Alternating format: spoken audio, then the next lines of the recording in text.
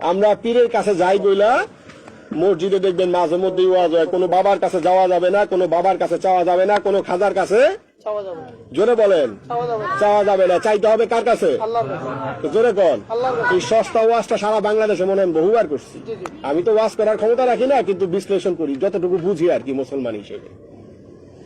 এখন আপনাদের কাছে প্রশ্ন হলো, খাজার কাছে চাইলে শিরিক হয়, কোন পীরের কাছে চাইলে জোরে কন শিরিক হয়। চাইতে হবে কার কাছে? কইছে কেডা?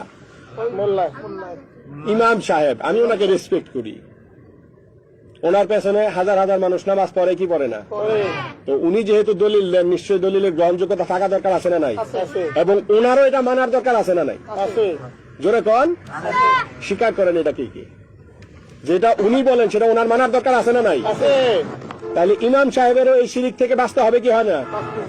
আমরা যখন যাই তখন আমাদেরকে বলে শিরিককারী আর বেদাতকারীদের থেকে আল্লাহ পাক আমাদেরকে জোরে কন হেফাজত করো। আল্লাহর ঘর পৃথিবীতে সবচেয়ে শান্তির ঘর, এর চেয়ে বড় পরিপূর্ণ এবং পরিচ্ছন্ন আর ঘর আছে?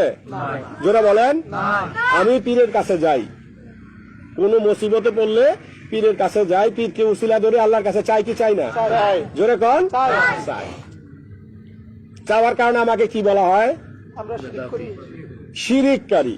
কারণ চাইতে হইব কার কাছে? কইছে কেডা? ইমাম সাহেব নাকি? ভালো কথা, আলহামদুলিল্লাহ, আল্লাহর কাছে চাবো। এখন দেখি ইমাম সাহেব কার কাছে চায়। মসজিদ আপনাদের এলাকায় আছে না নাই? কার কার এলাকায় আছে? জুম্মার নামাজ পড়তে যান কেডা কেডা? সবাই যান না? দেখেন তো, মসজিদ উন্নয়নের জন্য যে ইমাম সাহেব খাজার কাছে চাওয়া শিরিক কইছিল, এই ইমাম সাহেব কোন টাকা পয়সা চায় কিনা? আমি বলতেছি না, আপনারা বলতেছেন? ইমাম সাহেব চায় কিনা? রড লাগবে, সিমেন্ট লাগবে, বালি লাগবে, ফ্যান লাগবে, টাইলস লাগবে, থাই লাগবে, চায় কি চায় না? কে কে স্বীকার করেন? চায়। তাইলে এবার হাত নামান। আমি খাজার কাছে চাইছিলাম, দেখে জানি আমি কি হয়েছিলাম? তো জোরে কন, আমি কয়জনের কাছে চাইছিলাম? একজন বিশেষ ব্যক্তির কাছে। আমার জানা সত্ত্বে পীর শব্দের অর্থ হলো অভিভাবক, বয়োবৃদ্ধ অথবা ওস্তাদ, মুরব্বী, গুরুজন। তো ওনার কাছে যাওয়া যায় কি যায় না? চাওয়া যায় কি যায় না? আচ্ছা, আমি যদি শিরিক করে থাকি তাহলে মসজিদের ইমাম সাহেব, মসজিদের উন্নয়ন, এর চেয়ে পবিত্রতার কোনো জায়গা নাই নাকি? আমার চাওয়া পাওয়ার ভেতরে কিছু অপবিত্রতা থাকতে পারে, কিছু স্বার্থ থাকতে পারে, মসজিদের তার কোনো স্বার্থ নাই। তাহলে মসজিদ উন্নয়নের জন্য কার কাছে যাওয়ার কথা? আল্লাহর কাছে। একটু জোরে কন।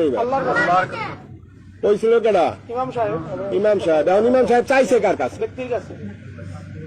তো জোরে কন।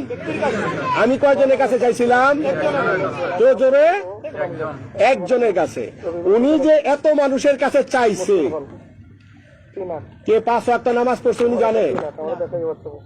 কে 1 ওয়াক্ত নামাজ পড়ছে উনি জানে?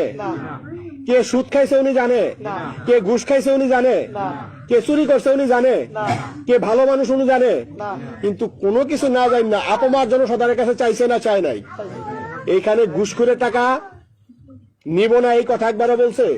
দুর্নীতির টাকা নিব না এই কথা বলছে?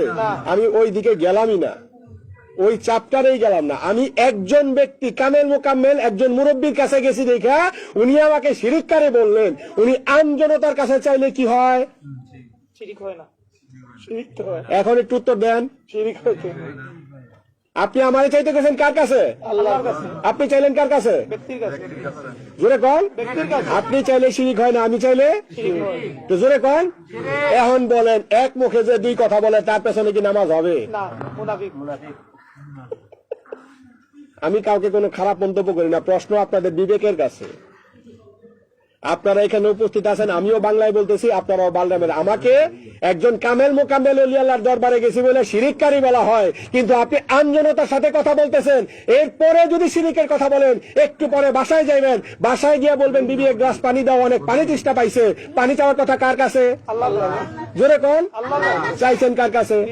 বিবি কি খোদা? এরপরে কইবেন খিদা লাগছে ভাত, জোরে কন, বাদ দিব কেডা? বিবি। আমার হিসাবে তো বাদ দেওয়ার কথা কেডা? আল্লাহ। সত্য না মিথ্যা? চাইছেন কার কাছে?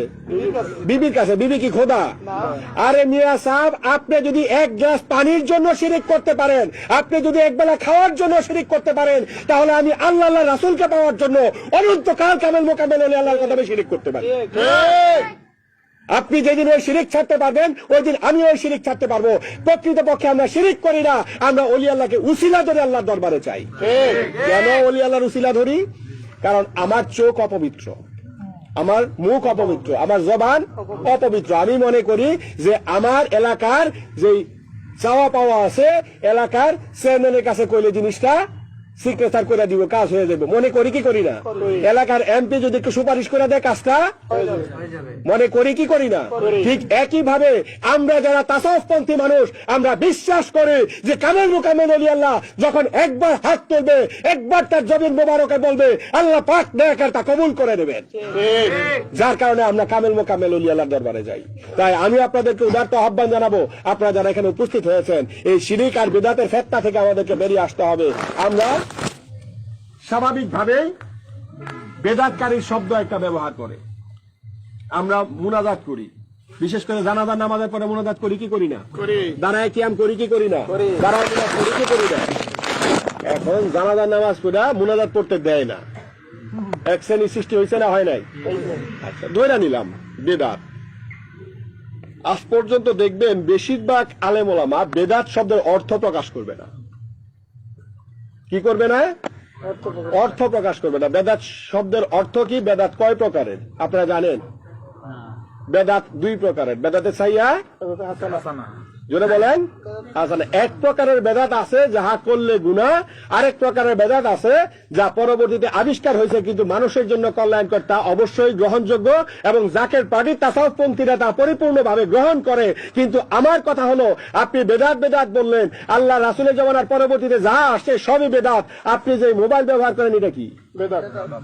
ইউটিউব ব্যবহার করেন, বিমানে হজে চড়া যান, এসি মসজিদে নামাজ পড়েন, জোরে গন, পাজারো গাড়ি ব্যবহার করেন, হেলিকপ্টারে ওয়াজে যান, জোরে গন, আপনার দি রন্দে রন্দে বেদাত। এই বেদাতের ব্যাপারে কোনো মাসলা নাই।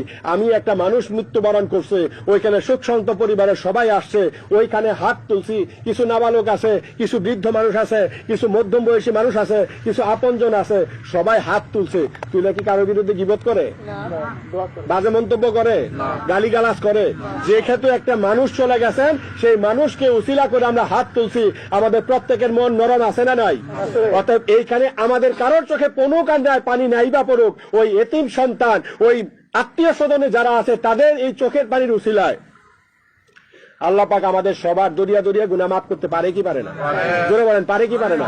এইটা থেকেও আমাদেরকে এখন বিতাড়িত করার জন্য এই জানাজা নামাজের পরে দোয়া করতে দেবে না, কবর জিয়ারত করতে দেবে না, দাঁড়ায় মিলাদ করতে দেবে না, এই সমস্ত ফিতনা থেকে যেন আল্লাহ পাক আমাদেরকে বাঁচার তৌফিক দান করেন। তাই আমি আপনাদের সকলকে উদাত্ত আহ্বান জানাবো, আপনারা যারা এখানে উপস্থিত হয়েছেন, এই সত্যের পথে, আদর্শের পথে, তাসাউফের পথে জাকের পার্টির পতাকা তলে আপনাদেরকে উদাত্ত আহ্বান জানিয়ে আমি আপনাদের কাছ থেকে বিদায় নিলাম।